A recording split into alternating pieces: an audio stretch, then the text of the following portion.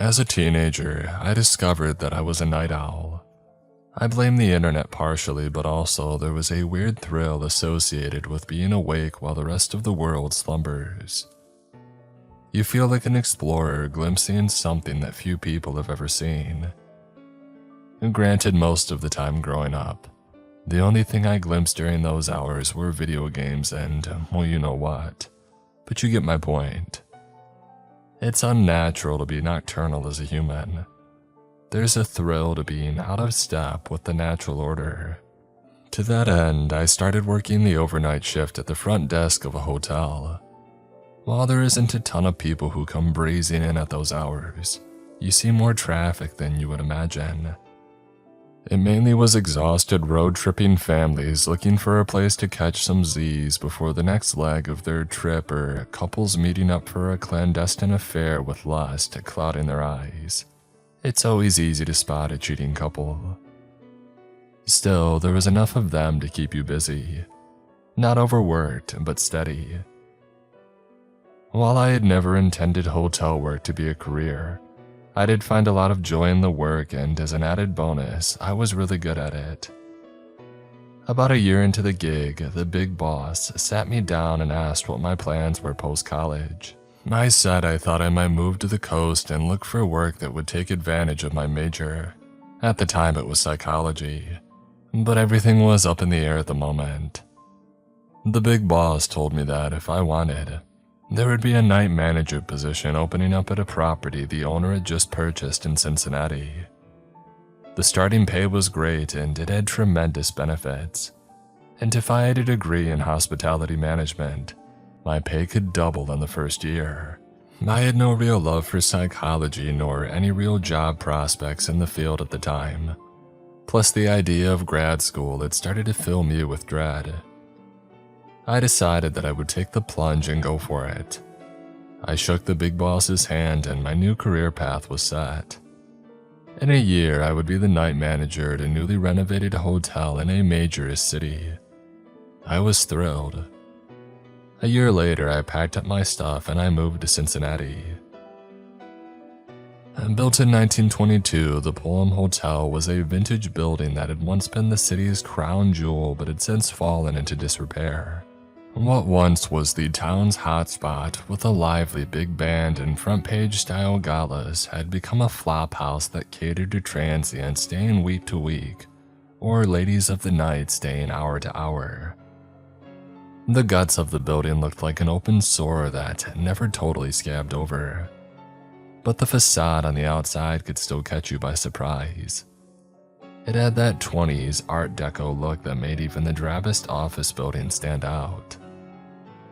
Where the Pullman was located, it shined like a diamond in a pile of trash. But urban renewal was becoming all the rage and gentrification came calling. Soon all the dilapidated buildings nearby started to change owners, and construction crews shared the streets with unhoused people's tents. My new boss bought the Pullman for a song and took a buffer's rag to that dull diamond. The transformation was impressive. The Pullman looked as glamorous as the day it first opened. My boss took special care to keep the decor as accurate to the era as possible while adding modern touches. And it worked. The local press went gaga for the restoration, and soon the Pullman was filling up with travelers from all over the country. The shift in the population of the surrounding area had happened. As always, working-class people were priced out of a place that they had lived in for decades, as rich, white yuppies moved in. As if to put an exclamation point on the whole gentrification endeavor, a Starbucks opened around the corner. While the Pullman filled with new staff, there were a lot of holdovers from the previous regime. My boss thought these people knew the hotel at its worst and deserved to see it at its best. I found that touching. That was something they didn't have to do, but it engendered goodwill to the mostly new staff. The first 3 months went by smoothly. I loved the night shift and the crew was great. We all got along and kept the Pullman humming. I genuinely loved my night security crew. A few were holdovers from the other owners and we just clicked. They had hundreds of stories from their time serving at the flophouse. Some wild stuff happened in the old Pullman. Omar, the head of security, liked to talk about the guests who checked in but never checked out. It was his clever way of saying ghosts. He said the building was filled with them. A lot of people had died in the hotel during its flop days. Omar mentioned that even after 5 years on the job, he still got goosebumps while doing his nightly rounds. He was glad for these security cameras that the new owner had installed. It meant he didn't have to brush up against specters so often. I loved the stories that Omar told, but I thought that they were just that. Stories. I don't believe in anything paranormal, especially ghosts. Oftentimes, the evidence that people mentioned with ghosts were all explainable. Orbs were just dust or bugs. Dark figures were just shadows that hit the right way. Voices picked up by spirit boxes or EVP recordings were just our brains trying to make sense of some random electrical noise. Most ghostly faces were just everyday objects and tricks of the light. Face pareidolia is hardwired into our brains. We seek out faces that look like us.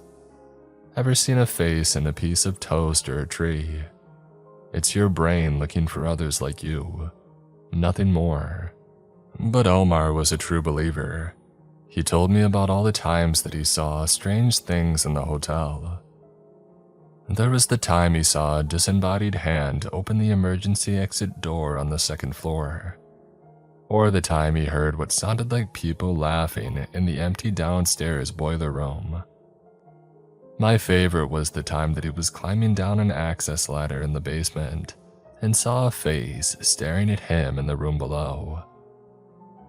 Bro, I damn near crapped myself when I saw that face. I shot up that ladder faster than a rocket.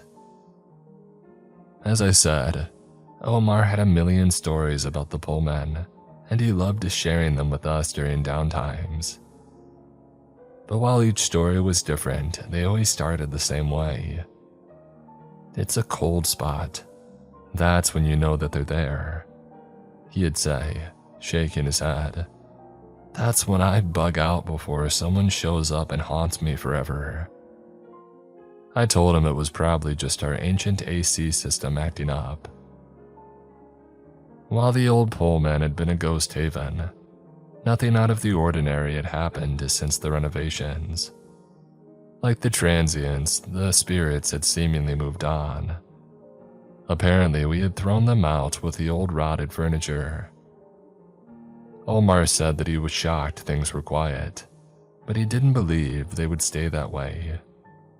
Oh, they'll come back, believe that. I didn't. One of the things that I had taken to doing about halfway through my shift was to walk the hotel. For one, it was nice to leave my office and stretch out my legs. Secondly, it was good to have non-security employees walk the floors, so people know that somebody is always around if they need help. Finally, you really get to know your hotel when you walk the grounds. All the little alcoves and hiding spots. Places where you can add a vending machine or where kids would hide from security, or where you should put a camera. G.I. Joe told us, knowledge is power, and I always trusted the Joes. Last week, it seemed like the world was caving in at work. Everyone goes through those times when it feels like all you gotta do is stand up to keep going, but some pissed off god keeps sending hurricane winds to knock you back to earth. That was me last week. We had a power glitch on Monday that screwed up the air conditioner units. Some floors got blasted with AC and others got none. On Tuesday, somebody busted the lock on the side door on the ground floor, which anyone could walk into. Wednesday, our credit card system went down for a few hours and caused havoc with check-ins and check-outs. It was a mess. Ghosts are back. Omar told me on Thursday night. Not ghosts, gremlins. We're being besieged by gremlins, I said with a sigh. Nah, Gizmo was cool. This is Ghost. And Ghost broke the lock on the door. Ghost busted the AC unit. They could have, Omar said with a shrug. Anything's possible. Well, not that, I said. Omar shrugged. Hey, until it happens to you, everybody thinks that. Honestly, man, I'd love to blame the ghost. At least then I would have a reason why we're having this run of bad luck. Careful what you wish for, bro, Omar said. Changing gears, he gave a big smile. Hey, we're gonna go get some Taco Bell. You want anything? Aren't you supposed to be doing your rounds now? I did it earlier. I'm due for my break. You want something or nah? Of course I want something, I said with a smile. The usual? Yeah, I said, handing him over some cash. He nodded and pocketed it. The new guy Martin is watching the cameras. He'll be good for a few. Hey, I'll take your word for it.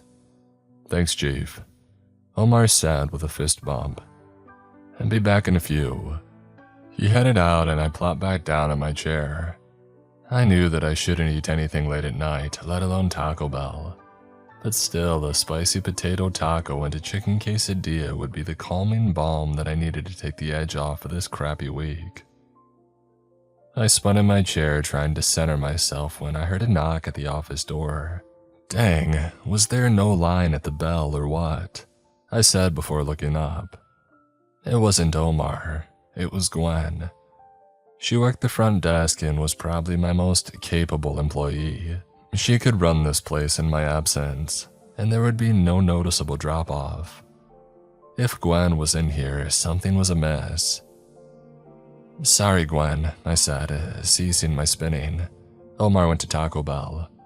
Oh, I know, I got a bean burrito. Classic. I said for reasons I'm still not sure of. What's up? Someone from the second floor was complaining about noises in the hallway. Okay, I said. Did you call security? Yeah, but Martin, well, I think he accidentally shut off the whole system. He's kind of flipping out. Not sure he's the face we want in front of the customers at the moment. I sighed. Of course. Okay, I'll go take a look, I said, standing up. And do you have a walkie that I can borrow? Mine's still charging. Sure, she said. Let me go grab it. A few minutes later, I left the lobby for the second floor. Now, the second floor is a bit of a misnomer because our second floor is actually at street level. In most modern hotels, the entire street level floor would just be a lobby, bar, and ballroom. But the Pullman isn't like most buildings. Our second floor is comprised of a small lobby and hotel rooms.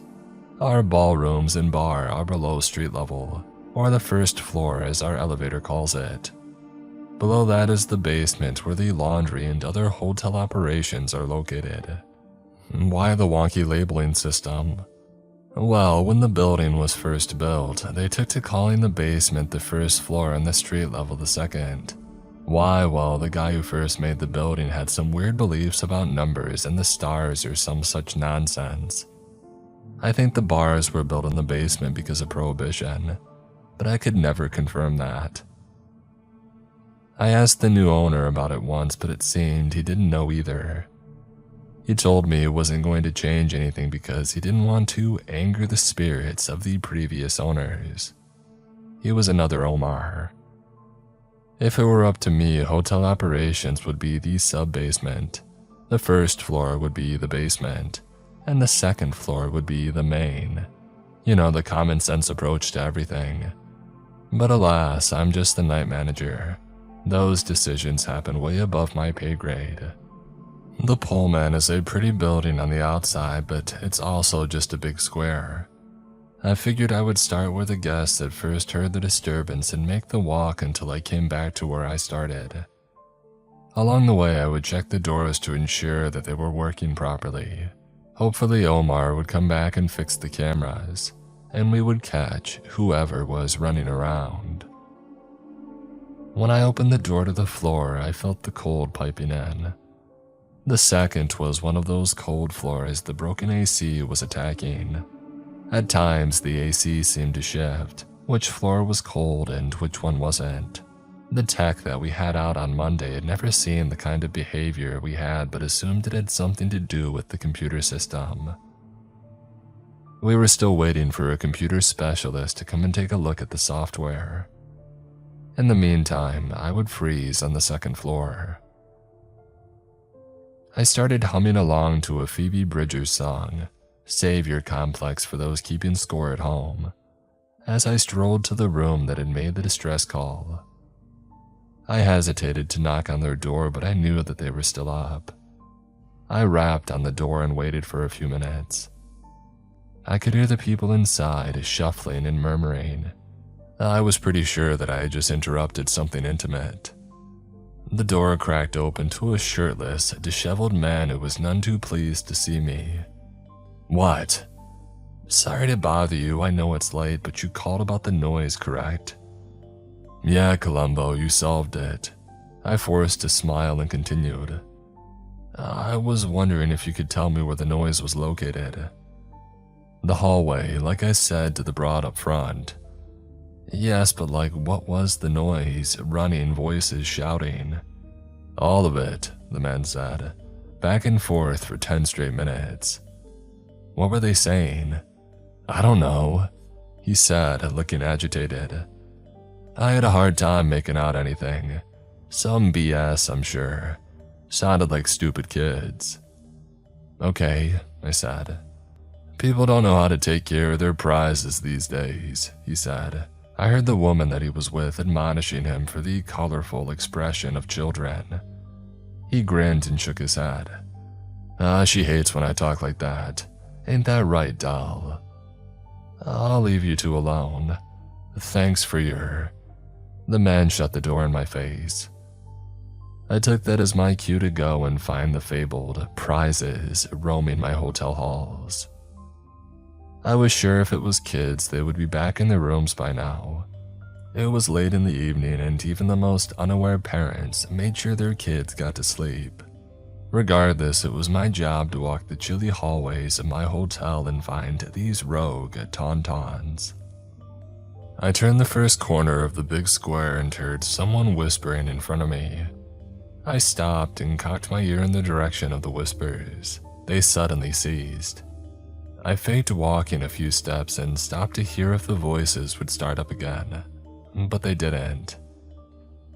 I started walking again, continuing to whistle my way through Phoebe Bridgers' Punisher album, when I heard what sounded like 4 or 5 footsteps running down the next hallway. I ran to the corner in time to see the stairwell door close. Whoever was there was trying to hide on the stairs.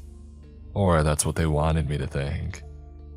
This wasn't my first rodeo, and I knew kids always tried to pull a fast one on adults, especially adults that were in an authority position. I suddenly shuddered at the thought that I was considered an authority figure.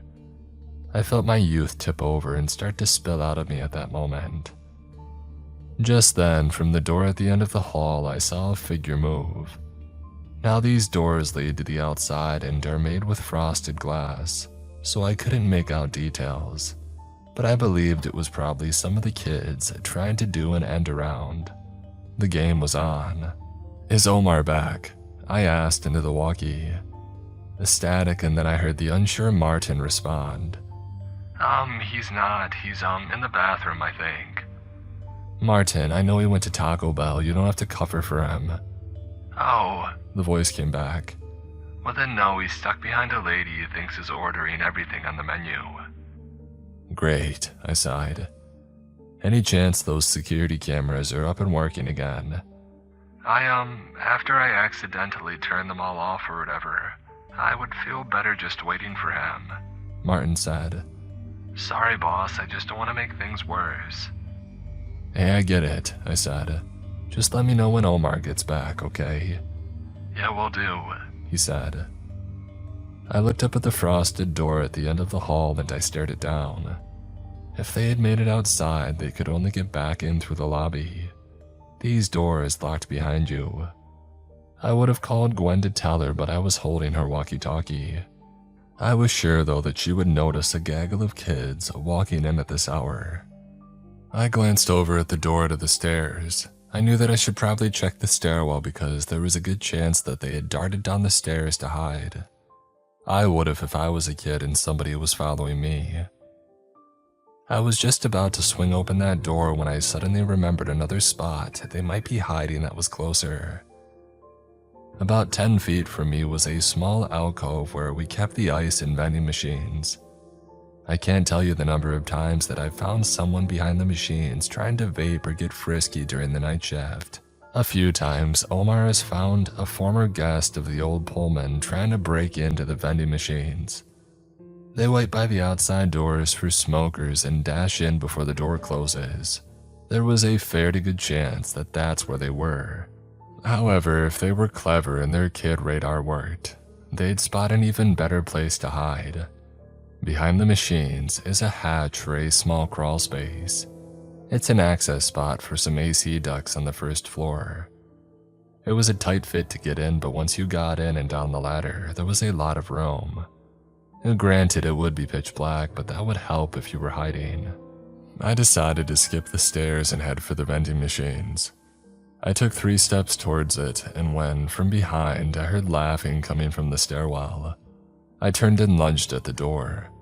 I ripped it open, half expecting to see a gaggle of preteen boys. It's always boys doing this, laughing at me. But instead, I saw nothing. I checked behind the door and even under the landing on the first floor, but I didn't see hide nor hair of anyone. I was stumped. I knew that I had heard a laugh, it just didn't make any sense. I walked back into the hallway and let the heavy stairwell door slam behind me. Suck it, I said out loud. That was the trigger. I suddenly heard somebody trying to stifle a laugh, and then 2 people, and then a group of boys started laughing uncontrollably. It was from behind the vending machines, and just like I had thought. I walked over there and found 4 boys red-faced with laughter. "Hey guys," I said. They started laughing harder. I couldn't help but smile, it was contagious. Even though I was technically the authority figure here, I was still human.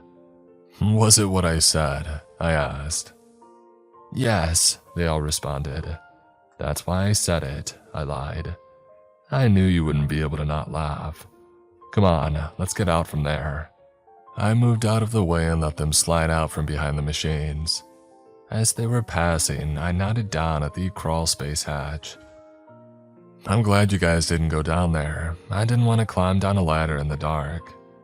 "We were going to," the biggest kid said, "but we heard someone down there and we thought it was security." "There isn't anyone down there," I said. "We all heard somebody walking and talking down there," the smallest kid said. "Oh, it was probably just the AC making noise. It's not working correctly. That's why it's so cold on this floor," I said. "It didn't sound like an AC," a blonde boy said. "It was," I countered. "Where did the kids on the stairs and running around outside go?" They all looked at each other confused. The big kid was about to respond, but then we all heard footsteps coming down the hallway. The kids looked up at me in fear, and for a half second I was scared too. "David, are you and your brothers down there?" The big kid recognized the angry voice. I mean, they all did. The jig was up. Mom had arrived on the scene. I stepped out from the vending machines and the 4 kids followed behind me. The mom and I locked eyes. "They were playing hide and go seek," I said. She ignored me and zeroed in on the small group of boys. "What in the world were you 4 thinking? Sneaking out of the room and running around the hotel?" "They weren't too loud," I said, trying to soften the blow. "Thank you for finding them," Mom said to me. "I'm sorry if they caused any problems. I can't believe they snuck out." "Oh, it's not a problem," I said, turning on the manager charm. We all did stupid things as kids. She feigned a laugh and pointed back towards her room. "Let's get going, boys, now." They all hung their heads and started back towards the room. Mom and I locked eyes again and she sighed. "Thanks again for being so understanding. Sorry if they ruined your shift." Nah, they gave me something to do. Enjoy the rest of your night." "Thanks, you too," she said as she turned and joined her 4 dejected-looking boys. She stared down at them and shook her head. "What am I gonna do with you for, huh?" "Sorry," they all said in unison.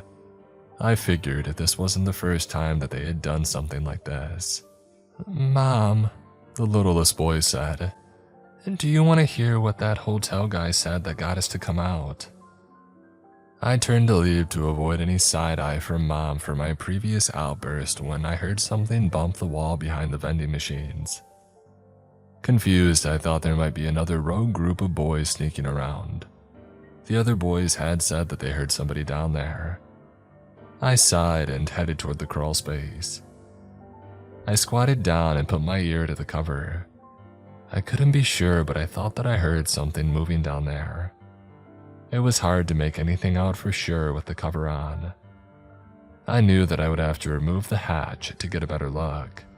I pulled on my multi-tool and unfastened the screws. When all 4 were out, I gingerly grabbed the hatch cover and pulled it away. As soon as I did, you could feel the blast of cold air coming up from the room below. There had to be a leak in these ducts. I made a mental note to tell the repair guy when they returned. I cocked my ear towards the darkness and listened. I didn't hear anything now. No shuffling, no talking, nothing. I pulled out my phone and turned on my flashlight. I pointed it down the shaft and onto the floor below. My camera's light struggled to illuminate much of the area. I leaned my head into the hole to get a better look. And that's when I heard someone start loudly knocking behind me. I tried to rise up but forgot that I was leaning into the hole and I slammed my head on the hatch opening. I nearly dropped my phone down the shaft to the room, but by the grace of God I held on. I pulled myself out of the crawl space and from behind the vending machines, rubbing the back of my head, I glanced down the hallway and saw a figure standing just outside the frosted glass door. I knew that I had seen somebody outside earlier, and now they were knocking to be let in. My guess was this was another group of kids who realized that they had been locked out of the hotel. I started down the hall and pulled my walkie up to ask about these security cameras again, when the figure standing outside waved at me. That was when I realized the figure was an adult, and that they were trying to get my attention. I waved back and hastened my pace. Someone probably went outside for a smoke and they forgot their key. As I said, it happens all the time. I got to the door and I cracked it open. There was an older woman. I pegged her in her mid-50s standing outside with an embarrassed look on her face. She was wearing vintage clothes that were out of style but looked right on her. She had blonde hair with gray streaks and the most piercing green eyes that I had ever seen. Her face was cherubic and pleasant, but you could see the red of embarrassment coloring her cheeks. "Hey there," I said, opening the door wide to let her in. "Oh, I got turned around," she said, walking in. "Thank you for helping me." "No problem. Did you forget your key?" "Yes," she said. Oh, if I had a dime for every time somebody stepped outside for a smoke and forgot their key, I could retire. "Oh, I would love to retire," she said with a faint smile. "What do you do if you don't mind me asking?" From behind me, the door to the stairwell slammed shut. I spun around, hoping to catch who was playing on the stairs, but I didn't see anyone. There might still be another group of kids out here. "Is this the Pullman?" the woman asked. "Yes," I said, confused. "Oh, it looks so different." "Yeah, we just went through major renovations," I offered. "Have you stayed here before?" Oh yes, many years ago though. We tried to keep some of the charm of the old place but update it too. How did we do? She didn't respond at first. I thought that maybe she hadn't heard me, but when I looked at her, she looked lost. Like I could see her eyes, but they were dulled. I wondered if she had had a mental illness and maybe was off her meds. I knew the state-run hospitals made a habit of dropping off discharged patients in this area. Are you feeling okay? I asked, softening my voice. That question didn't seem to penetrate her shields either. I was about to call for help when she finally stopped drifting and righted her course. I've seen so many things, she finally said, not breaking her gaze with mine. So many horrible things. Drugs. She was probably on drugs as well. It made the most sense. She said she was familiar with the Pullman but hadn't been here in a while. Maybe she used to score at the old place and had been away for a time. I had to be careful because you never know how an addict might respond, especially if they were mentally ill and off medication. Hopefully not here, I said in as light a tone as I could muster. Oh, there are so many dark things here, she said, looking lost again. I feel drawn to them, it's why I stay here. Is there someone that I can call to help you? She started laughing. It came on small, like a joke that took a minute to land, but then it grew into a full-on fit. She doubled over and held her stomach and laughed. I took a step back and started scanning the hallways for some help or a way out of there. And then she stopped as if somebody had flipped a switch. She looked at me and shot me a warm smile. Is Wallace still here at this time of night? I don't know of any Wallace that works here, I said. Did he used to work at the hotel when you used to come? He owned the place. I had known the names of the previous two owners and neither was named Wallace. I wasn't sure if anyone who had ever owned this place was named Wallace. I was sure that I was dealing with a mentally unwell person at that point, and I wanted to ensure that they got the help that they needed. I also needed to get them out of my hotel before something bad happened. And bad PR could kill a new place as quick as a bullet. And maybe we can see if we can find him in our directory up front, I said. Can you follow me to the lobby? So many people died here. Wallace hurt so many people. I didn't know what to say. While my brain searched for a response, I heard the squawk of my walkie coming to life. A familiar voice came across it. It was Omar. Hey boss, what's going on? I pulled up my walkie and smiled at the woman. Give me a second. I told her before I took a few steps away, turned my back to her and pressed the button to respond. About time you got back, Omar. Hey, blame Taco Bell. Who are you talking to? Is someone that may or may not be a guest in the hotel. I might need you down here to help. Boss, what are you talking about? What don't you understand? You see us, right? You fixed the security cameras. Well, yeah, but... So what are you confused about? I need help with this lady. She may be lost or... I whispered.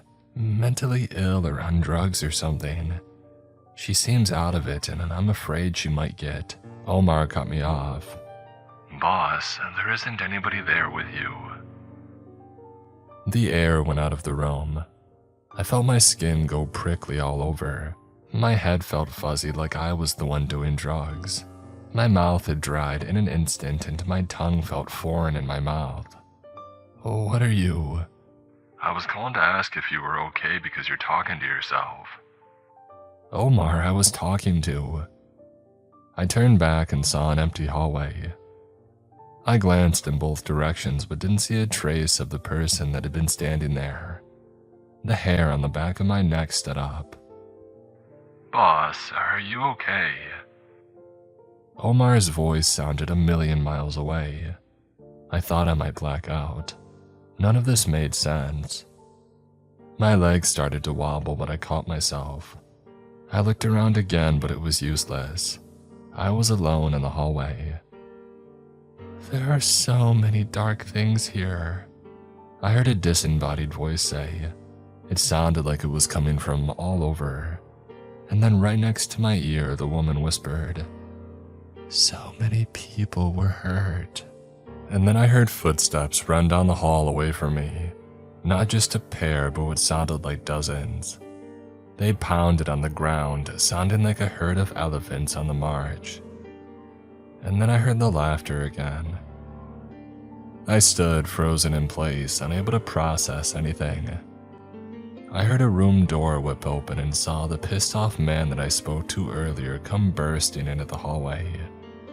He was completely naked, and it was apparent his good time had been interrupted. But now he had a look of murder in his eyes. He saw me at the other end of the hallway and yelled, "Catch these kids and keep quiet. I'm trying to ball my own lady in." Just then, he was violently pushed back into his room by some unseen force. Something cackled as the man tumbled to the ground. His door slammed shut by itself, and I was sure that he wouldn't come back out, or at all if I'm being honest. The vending machine suddenly tipped over, and it slammed into the ground with a glass shattering crunch.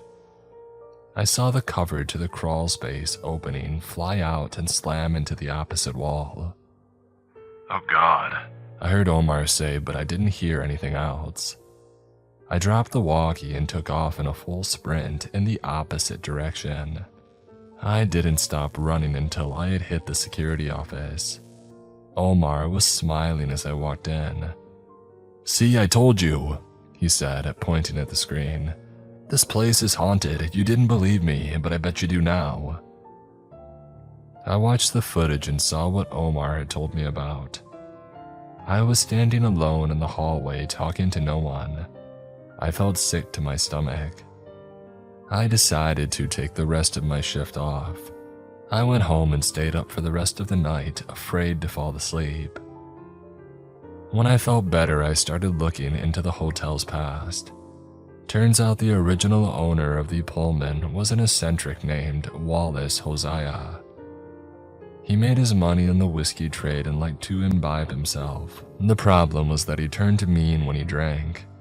When Prohibition hit, he poured his money into the hotel but never let his liquor connections go. Rumors were that he was mobbed up, and the Pullman was used as a final destination for many men and women who ran afoul with gangsters or Wallace himself.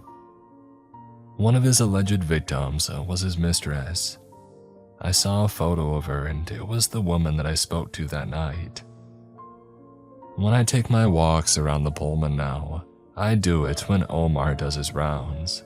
Not that two people would be able to do anything if a ghost appeared and got violent, but we Americans love the illusion of safety. Even though my rational brain has a hard time accepting that there are ghosts in this world, I know what I went through. I saw, spoke, and interacted with a person who simply wasn't there. I think I need a raise.